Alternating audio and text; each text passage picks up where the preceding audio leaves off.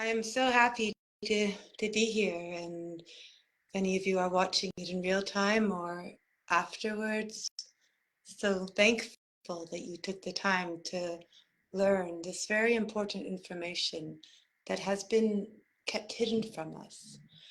I'm going to get right to the point. This is a workshop on the truth about the chakras. So we've been told there are 7. Yeah, let me just show the right amount of fingers so you know I mean what I'm talking about. There are 7 chakras. That's what we're told. But actually, hi Robin. So happy to see you all here. And this workshop is about the truth about the chakras.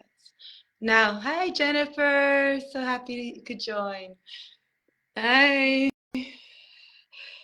So, yes, the truth about the chakras. We have been told there are 7 chakras. And there's a reason why they wanted us to think there's only 7. And as I explain which is the missing one and what it would give us, how do we know that it existed, you're going to be able to put it together in your own head why this information was hidden from us. So I'm going to get right to it. Starting with root chakra, we all know the color is red, the note is C, and it symbolizes security and groundedness and the sense of belonging, and that somehow it's okay to be in this world. Like that's like number one. That's what the little infant needs to feel, right? Is that solid root chakra. It's okay to grow here. It's safe. Next, we have the sacral chakra.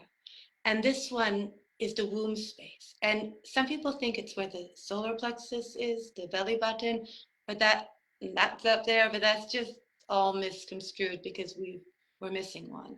So the the sacral chakra is actually down here. It's actually down with the womb space. It makes sense. Its element is water. So we have earth, now we have water, and its note is D, and it's this nurturing space of flow, and it has hormonal shifts if you're a woman, and there's other issues if you're a man, I'm thinking, but it's also where we hold our inner child, our wounded child, our creative joyful child.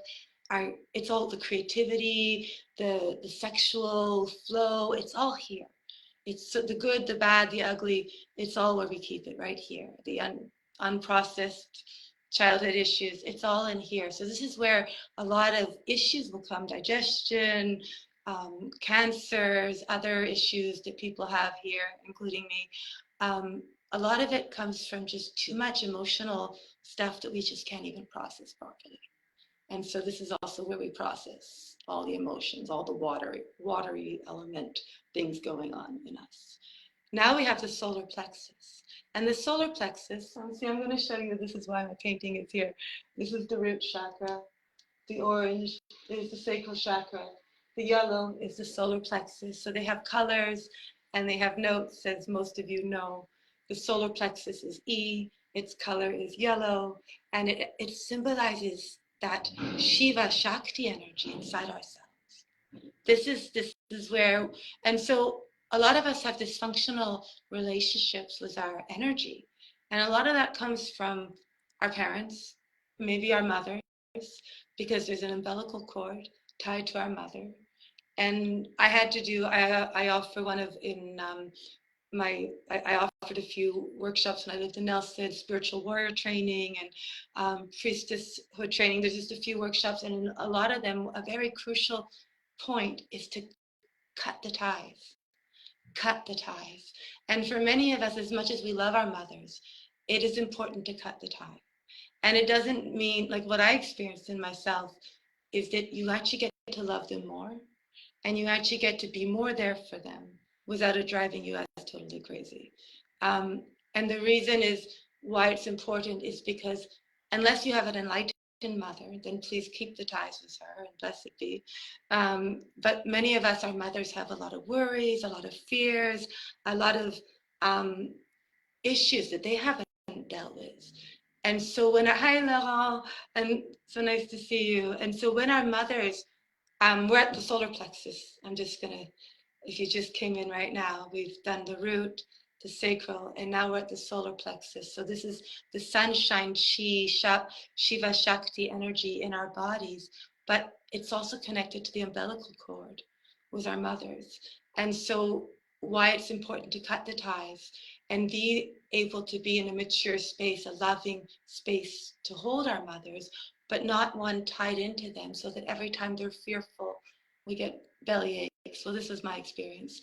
So what I find is um, what you need to do is your solar plexus is really cut the cord of anything that's has not been giving you that energy to survive, to thrive, not just survive, to thrive, to really believe in yourself. And I suffer from that so always, because I'm in my own personal life, I'm under assault and it takes a lot of my energy away. But really, when you have a strong solar plexus, when you're very powerful, what you've done is you've cut the dysfunctional ties with the nourishing source from family that just wasn't quite there for you enough, that didn't quite meet you, that didn't quite see you. And you plant yourself firmly in the earth with the root chakra, back to the root chakra, and you open yourself up to the sun, to the energy of the sun, and you let that be the highest divine, whatever you believe in, be in that energy of the sun. And you say, okay, I'm planting myself out of that pot, that solar plexus connection to a fearful mother that really wasn't nourishing me, and I'm planting myself now in the earth, giving myself all the energy from the great one to enter my solar plexus. This is the first higher connection. This is the solar plexus is where we're both, it's like the culmination of a healthy root chakra. So they all add up to each other. They're like doorways, each one to the next. You have a healthy sense that you belong and that you're safe here. Then you have a flowing energy where you've processed your emotions and you're allowed to be creative and, and healthy sexually, and all the inner child has been heard, and in a loving space, the womb space. So now we have a solar plexus that can act, that can manifest. It's no longer having unhealthy emotional ties, keeping it down, making it feel insecure and unpowerful. So now the solar plexus can act, and it is able to manifest the career you want, the, the, the activities in life that you love, the life that you love, basically. A manifested solar plexus gets us there. And now we're coming to the missing chakra. And this one, I'm going to show it to you here. That little heart, that little green heart. I don't know if you can see that it's green. It's a green heart, and its spot is right here. And if you notice in the painting, out of the green heart come these green tendrils. And I was having a love for red hibiscuses, so I painted a hibiscus goddess. Don't ask me, but I knew what I was doing when it came to the chakras. This is before I knew that I would offer this workshop. If you see that she's sitting on this ball of light, of energy. It's like the sun. And out of her womb, out of her root chakra, there's this first beautiful red hibiscus representing the root chakra. And then you have the sunshiny orange, this swirling, it's a spiral. Because a lot of our chakras, if you do chakra healing, which I do in the cranial sacral work that I offer, they all spiral. So a lot of when I paint chakras, there's always often going to be a spiral. My mother just joined us, so I'm offering her a seat. Yeah. So now we have the green, the sunshine. I have a spiraling sunshine for the solar plexus, because it really is the energy of fire and the element of the sun entering our bodies. And this, like our chi, our power. So we can do some exercises later if there's time, but to activate the different chakras. But first I'm just going to explain, and then I'm going to do some verification, scientific. We're going to listen and see that I'm not talking nonsense. You're going to get to decide for yourself that this makes perfect sense. But let's just move on. So we have the green chakra, and this one is the one they told us was the heart, but it's actually right here. It's F, its note is F, its color is green, and it presents growth, growing things, but it also um, it represents our inner self. This is the chakra of our inner self. And you might think, well, just our inner self, how important can that be? But it is so crucial because in a lot of the yoga practices, a lot of the meditation practices too. One of the things that we're taught is that our inner self is our true God self. That is like when you say in Kundalini yoga, they often say, close your eyes, focus in on the third eye inward, and become aware of all of you. Hi.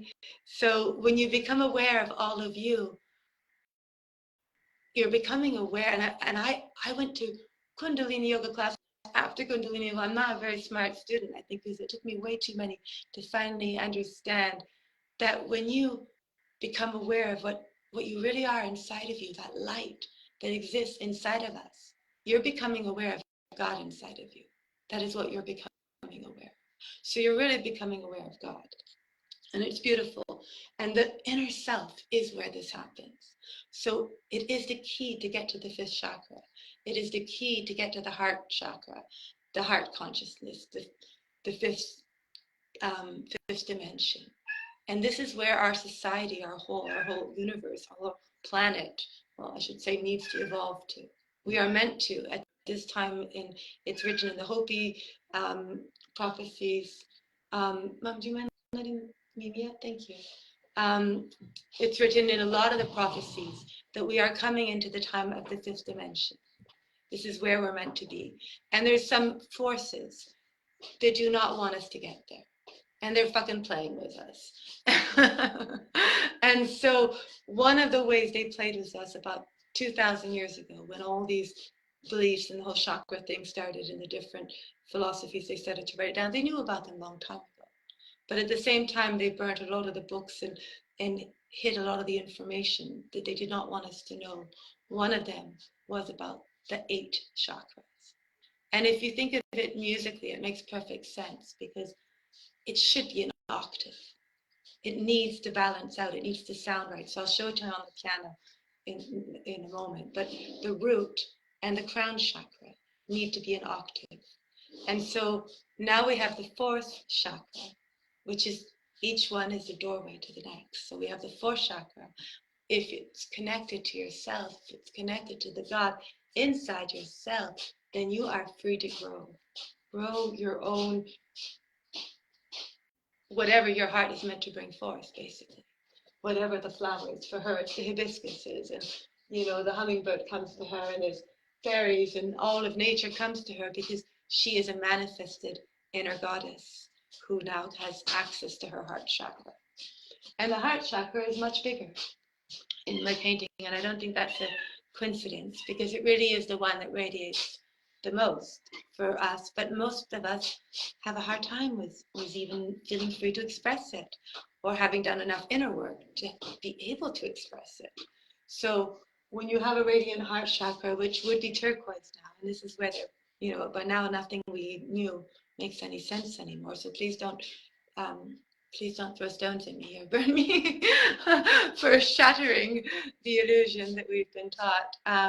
But yes, this is the heart chakra, the turquoise, this beautiful, loving energy. And there's a reason why a lot of the Aboriginal cultures love the color turquoise so much, because it is that they consider it the color of wisdom, the color that connects in what is more wise than our hearts, right?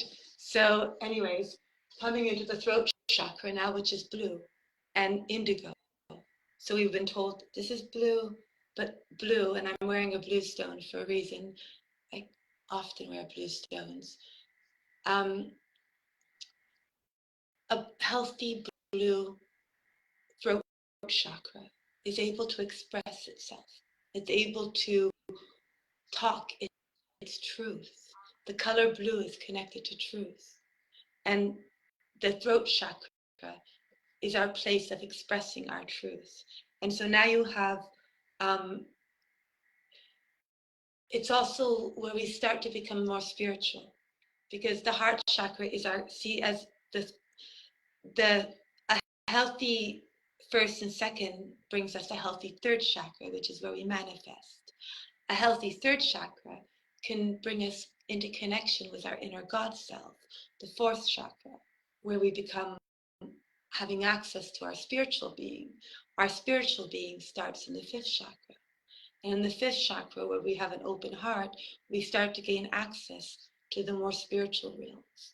And why the throat chakra, which is a very physical chakra of being able to express our truth without fear, without constraint, is so spiritual, because it's also where our support system starts to guide us. It's where our spiritual family starts to whisper and speak to us and speak through us. And this is where the channeling starts. So here you want to start to feel connected to your spiritual family and to your truth. And now you come into the third eye. And the third eye is so clearly purple. Its color is B. Oh, sorry, this is A. G. G. Oh my God, we're going to prove it on the piano. You're going to see that what I'm making. So we have a fifth between the root and the G.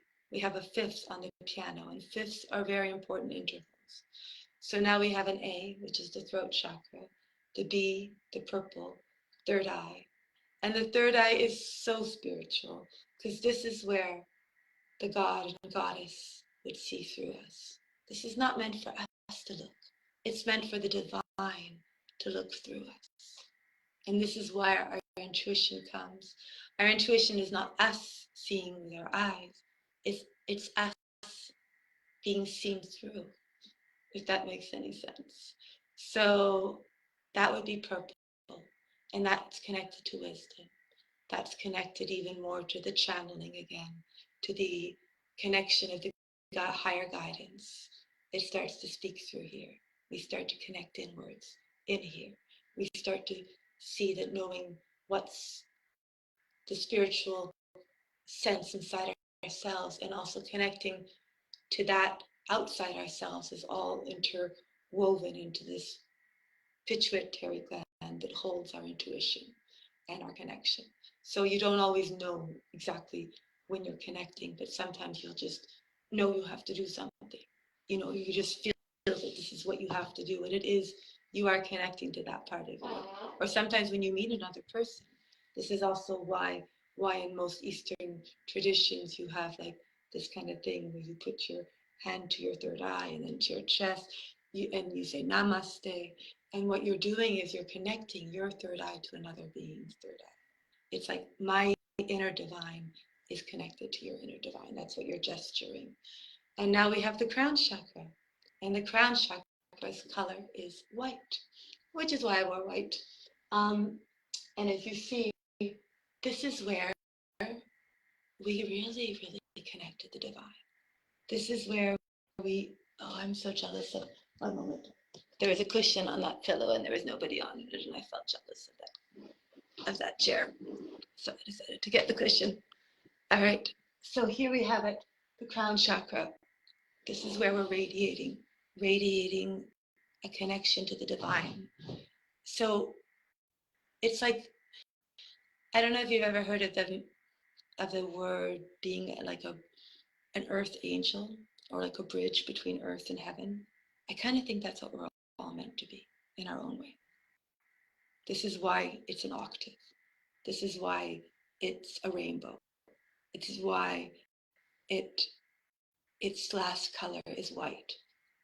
You know, you can make it a golden white if you like, but it's basically the color of the light, the great light, the light, whatever you believe is the great shining one, shining being that gives us life, that energy which surrounds us in the energy of life and which gives you life.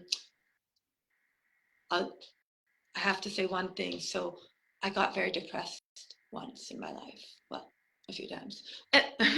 But this one particular time was hilarious. So I have to mention it because I was so pissed off. I won't get into details of why. It was that was interesting. Actually, it's where I manifested this house. Okay, so it didn't, my my house, the house fell through. They weren't going to give me a mortgage. They I lost the house again for the third time. My heart broke. I knew I was meant to get this house.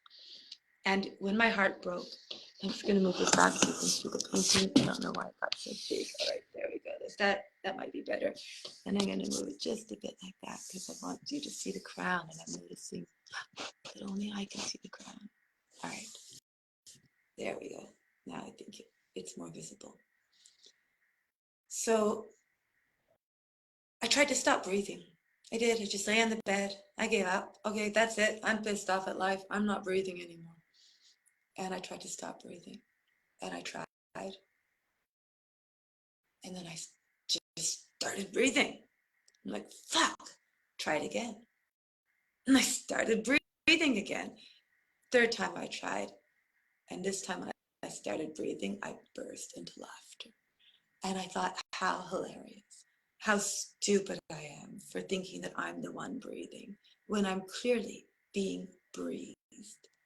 So that's why I say I'm being danced, I'm being breathed. I'm not doing it. It's just happening through me. What is breathing us? We need to think about that. What is breathing us? If we're not the one breathing, if we don't get to decide, that's it, I'm done breathing, if it's not even possible, then what is actually breathing us? And I believe that energy that crown chakra is connecting to, that energy of the divine essence of this universe. I believe that is what is breathing us. They would call it chi, perhaps. Okay, I'm going to move to the piano and do a proof of evidence, an evidence that this is real. Here's the piano. And let's see. Okay, let me shut off the light of the living room. Might be better. Okay, so I'm going to start with showing you the root chakra. So I just want you to listen for yourself. Because, okay, let me explain how this knowledge came to me. I forgot that would be the first thing I should have mentioned. Many years ago, I'm bad with numbers, so I'm not going to, my children were little. So I went to this workshop, my first batch. So it would have been about a good 10 to 11 years ago, maybe 12 years ago, 10 to 12 years ago. I went to this workshop with my children and my ex-husband in Washington, United States, and it was with Ama Amritananda. Amritananda, I think. Yeah, that's how she goes by.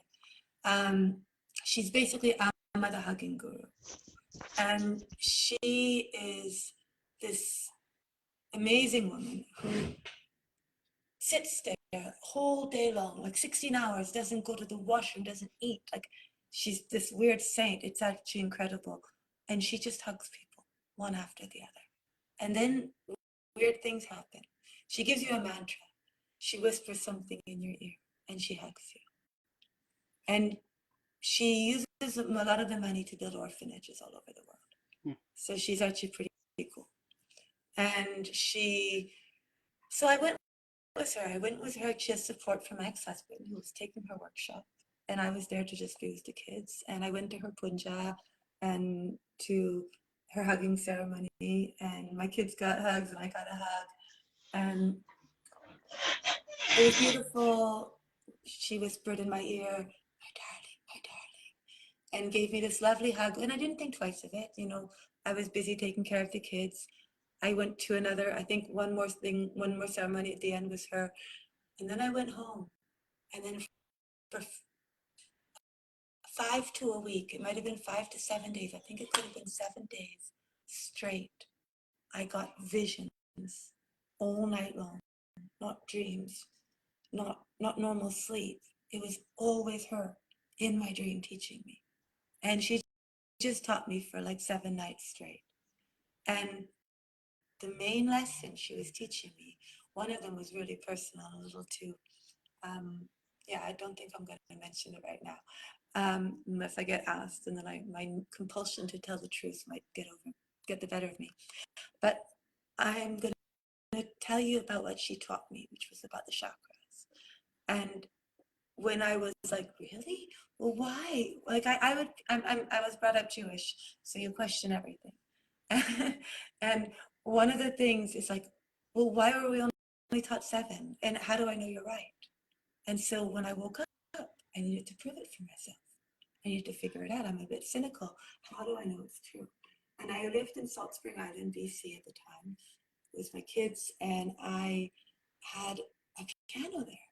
And so I'd go on when I'd wake up, I'd go to the piano and I'd play the notes to hear them because notes have an energy. And so I would play the notes on the piano to prove that what I had been taught during the night was actually real.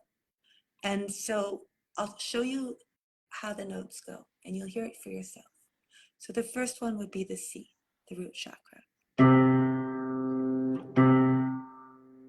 I regret that my piano's not tuned to 432. Next time he comes, I should ask him to do that. But anyway, so this is the root chakra. And now just feel the energy. It's pretty grounded, eh? And I'm just going to play you the chord, the C chord. And how it goes to the heart, the G, the G. And just feel how that whole chord feels. It feels like the earth, like this chord can hold you. Now let's go to the D. Do you hear how much more sensitive that note is? And now if you play the chord, because it's always a fifth that's important. So we have the second chakra and we have the throat chakra. And they make a chord, the D and the A. I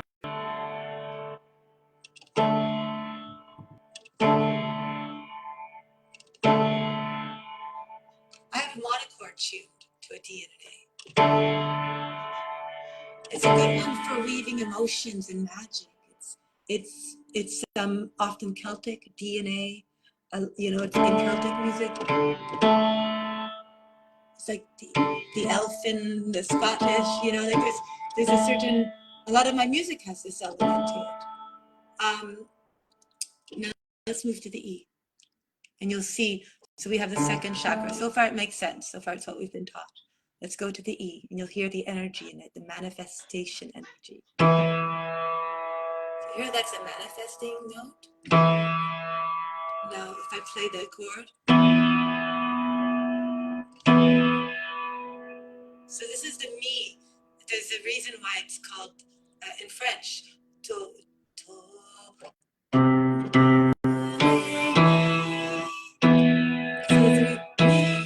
There's a reason why it's called me, because it's really about me. It really is about me, like, how much can I manifest me? How much can I make me happen? How much can I be me? How much can I shine me? Like, this is where the me really starts to radiate. Radiate. I didn't say that word for nothing. I really meant the word radiate. And now we're coming to the F. This is the one we're taught is the heart. It's here, the fourth chakra. Do you hear how sensitive that is? Do you hear how inward a note that is? That is not a radiating heart. We will never get to a radiating heart with that note. It is intentional that we do not get to a radiating heart, I'm thinking. Okay, so here's the fourth chakra. The far. It is like how far can you go is only how much inward you know. How far you can go is how much inward you can know. So if you never know to know yourself, if you don't even know you're meant to have a self, we're not taught about ourselves.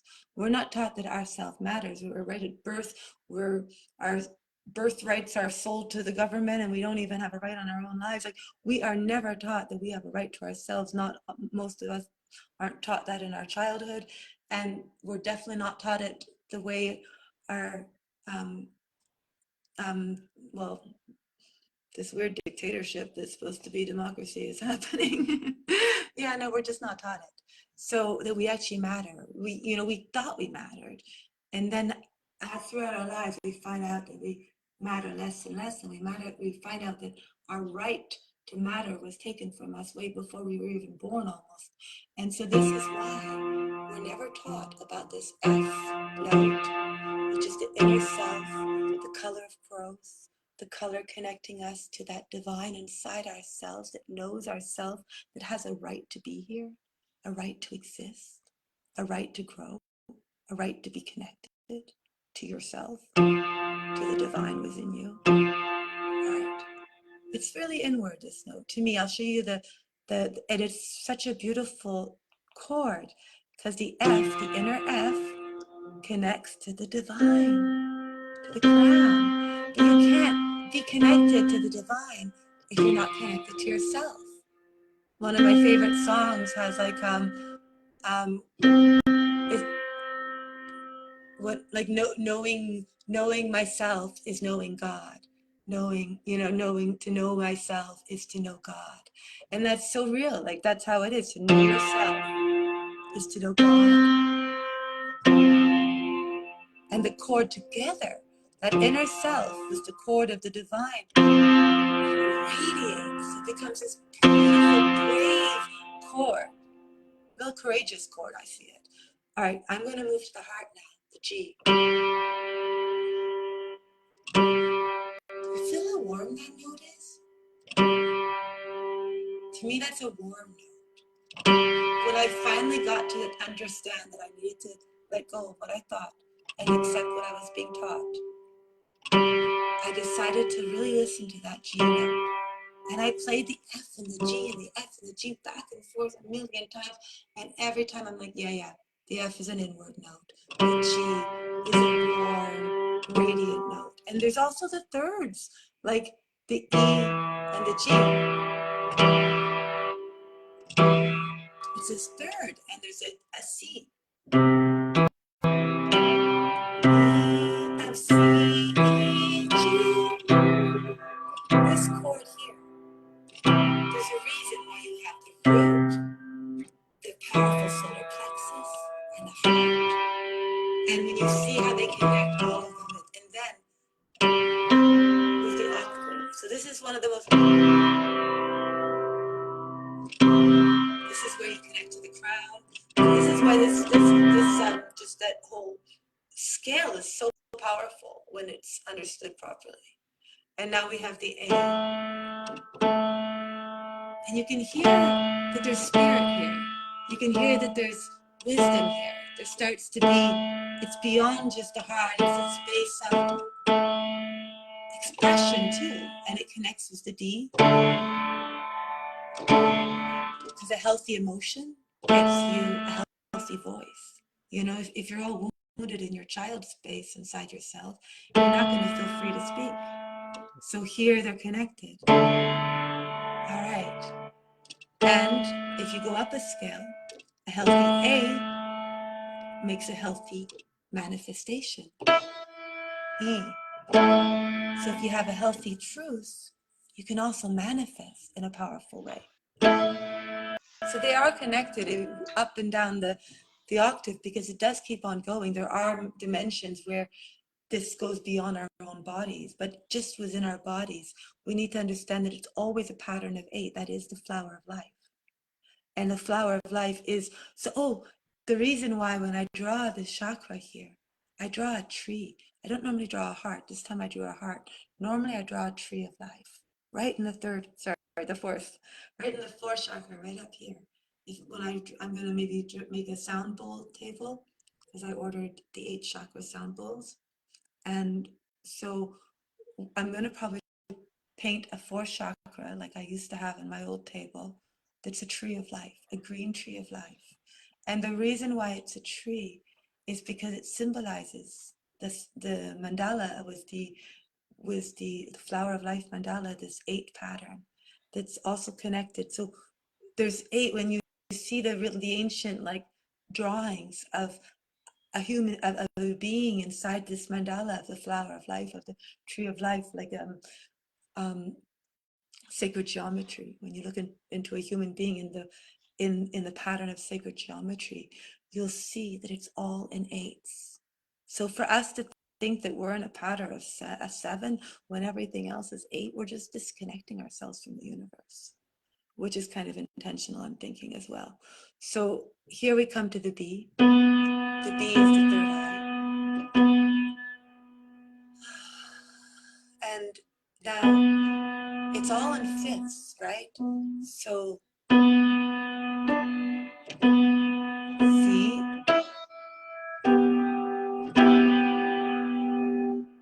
So I think it would be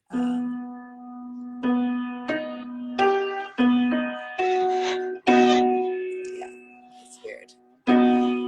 Yeah, if I want to do I have to do a B flat. There we have it. So it would be a B flat at this point. So because it's not a norm, it's not a major scale. The original scale, to make it work, to make it come into the. So we have this connecting. The third eye connects to your emotions. So the healthy emotions gives you the clear intuition. Because if we're all clogged down with what we're angry about and what we're mad about, and we haven't come into a space of forgiveness, a space of gratitude, then we're not connected to our intuition. Because all that human mess gets in the way. You can't hear the voice of your guidance if you're too busy with your own grievances. Your own, like, oh, that didn't work out for me, and this, then you're not going to be clear enough to hear it. So emotional mud disconnects you from the third eye connection. And so here you have this here, and now we have connecting us to your fourth chakra. So here you have, when you hear the guidance, when you're clear, when you're a space of wisdom. And so now we move into the energy of air. So here we have fire. So we have the element. Earth is the root chakra. I'm just going to stand up so you can see what I'm talking about. So we have the element of earth as the root chakra. We have the element of water as the second chakra. The element of fire as the fourth and the fifth chakra. The fourth chakra is a mixture of water and fire. It's where they meet. It's so important. It's this beautiful merging that connects you to spirit. Because when those two meet, then you have that connection to source. And now that allows you to come into the fifth dimension of heart chakra space, where you're no longer about me. You're no longer just about who am I in my own inner connection of divinity. You're who am I now able to manifest in the space of love in this world. You're a heart conscious centered being. There's not that many of them, but if you ever meet one, they're truly attractive. So sometimes you do. And many of us have our moments, like when we fall in love, when something is so amazing that our heart just feels like it's shining in happiness, you know? We all have those moments where we feel connected to our hearts. And now we come into the throat area, and this is the air. Now we have spirit. Here and here, we have spirit. So this is where we get, here we're spoken through, here we're seen through. This is by divine intuition, divine vocals. This is a singer needs to connect to the divine, singing through them. A seer needs to connect to the divine, seeing through them. And when you have the crown chakra, again, it's this beautiful white color which has all the chakras in it. Because it's, if anyone knows about science, you'll know that in the color white, there are every single color. It holds the full spectrum of the rainbow within the color white. So that is why I believe from the teaching that I received that the eighth note and the eighth chakra, the crown chakra, which does radiate beyond our bodies, they all radiate beyond our bodies. That this one here is white, that it surrounds all of them, connecting to the root, holding all of them within itself in its white radiance, and connecting us to the divine with all that we are, and bringing forth divinity within ourselves in a fully manifested human being. So that's basically this, and I'm going to just play the octave for you so you can hear musically how it sounds from the C, the root chakra. That's, no, here it is. I'm sorry.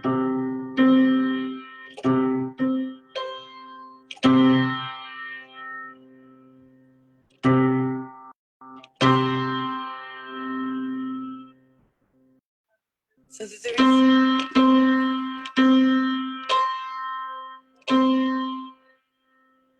there's a reason why I ordered the H chakra set of bowls, because I really, really love playing that root to crown chakra interval. It's so powerful, and it really connects our whole being through this.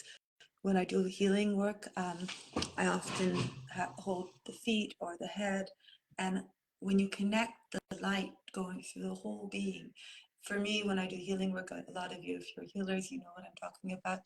It's like a prayer where you're connecting to this. Above your crown, there's this energy of divinity that's shining through you, and you pray before you start that it take over and that it do the healing for you.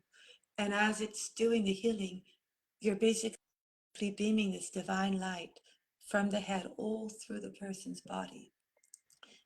And it's like a wash of divinity flowing through. And you do it until there's a flow, because we all have our spots. This is why we come for healing, where it's just not flowing. And so as you assess a person with this light from the divinity, it's like you send a rainbow energy. This is, you actually learn this in cranial sacral therapy. It's real, to send a rainbow energy frequency throughout over the person, where you become aware of their rainbow body, like you're just becoming aware of it. And as you're holding space, becoming aware of it, you see where that rainbow has a break in it. And you follow the break in the rainbow to where the spot is on the body where the issue is. And you're always right. It's this weird spiritual way of of assessing a person, but I've never been wrong. So this is real, and there are all these colors. You can't forget turquoise, and you can't put it up here where it's supposed to be blue. And this is clearly meant to be purple. And white is just so beautiful how it holds them all in it. And yeah, that's how I work when I do the chakra healings, and that's how I work with my music. And this is firmly my belief, and I've been sitting on it for far too long. So thank you for listening. Yes, thank you so much. Mhm. I want to see. It was excellent. You are very good at that. You did a good job, and I learned something I didn't know before. So thank you. Thank you.